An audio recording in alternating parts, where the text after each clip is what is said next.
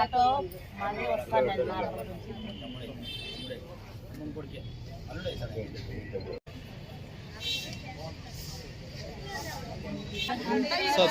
Sir మాట్లాడుతున్నారు sir ఇప్పుడు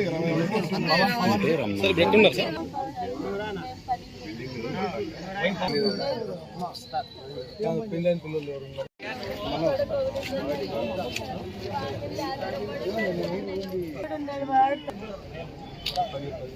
बोलो बोलो निकाले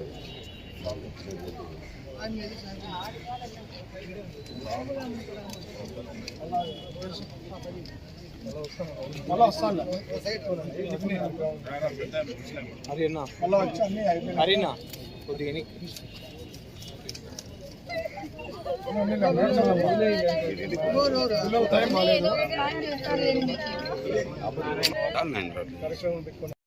ఈరోజు అనంతపురం అర్బన్ నియోజకవర్గానికి సంబంధించిన స్టాలిన్ నగర్లో ఉన్నటువంటి నలుగురు యువకులు తెలుగుదేశం కార్యకర్తలైనటువంటి వాళ్ళు రాత్రి యాక్సిడెంట్కి గురి కావడం జరిగింది.